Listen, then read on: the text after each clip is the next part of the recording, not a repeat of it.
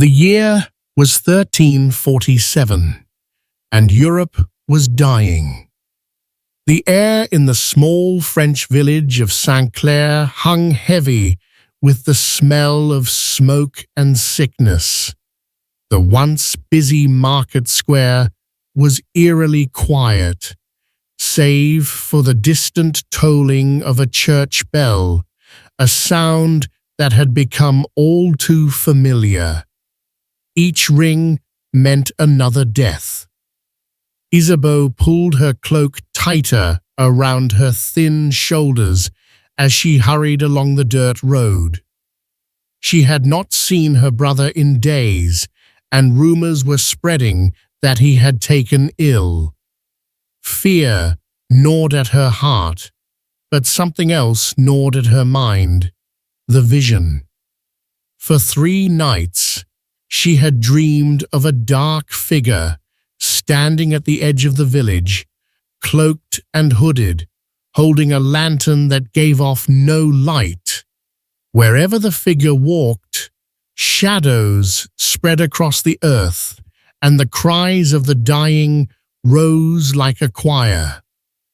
When she told the priest, he had gone pale and made the sign of the cross. That morning, she found the figure waiting for her. It stood by the village well, as real as the stones beneath her feet. Its face was hidden, but she felt its gaze pierce her. "You have seen me," the figure said, its voice neither man's nor woman's, but something older, something that seemed to echo from the earth itself. Isabeau's breath caught. "Who are you?" she whispered. "I am the messenger," it replied. "I walk before the plague. Where I pass, the pestilence follows." Her knees nearly gave way. "Then why show yourself to me?" The messenger tilted its head, as if studying her. "Because you are not afraid to look. Most turn away, praying for the bells to stop tolling. But you wish to know why?" "Yes," Isabeau said, surprising herself with the steadiness of her voice. "Tell me why this is happening. What have we done?" The figure pointed toward the church, its shadow stretching unnaturally long.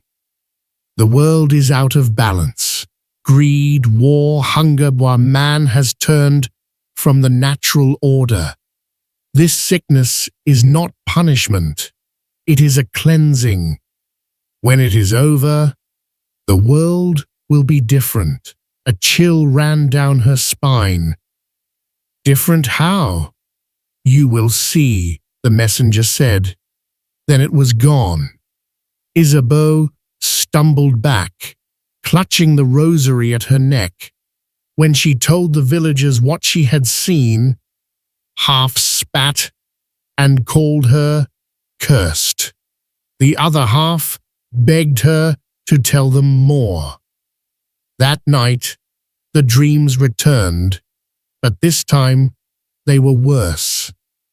She saw the entire village shrouded in black smoke, bodies lying in the streets. And beyond that, she saw cities burning, kings falling, and strange machines of iron rolling through battlefields centuries in the future. When she awoke, the church bell was ringing again. The plague swept through St. Clair within weeks. Her brother was among the first to die. Soon after, her mother, her cousins, and even Father Benoit. The little village became a ghost town, its streets littered with straw and abandoned carts. But Isabeau did not die. Some began to whisper that she had been spared because she had seen the messenger. Others said she was cursed, and drove her away with stones. She left St. Clair and wandered from village to village, warning people when the messenger appeared. Some listened and fled before the sickness struck. Others mocked her and perished days later. Years passed. The plague came in waves, and each time she saw the figure, she knew death would soon follow. She began to write what she saw in a small leather journal, the dreams, the visions of a changed world, the glimpses of things she could not possibly understand. She wrote of a time when no king ruled France, when strange towers of glass reached toward the sky, and when men flew like birds through the air. Some say her journal was hidden after her death, sealed beneath the stones of a ruined abbey. Others claim it was burned by priests who feared its words. But there are those who believe the journal still exists, and that within its pages lies not only the history of the Black Death, but the prophecy of every plague yet to come. And sometimes, in the quiet villages of Europe, there are still whispers of a hooded figure with a lantern that gives off no light, standing at the edge of town, waiting for someone brave enough to look.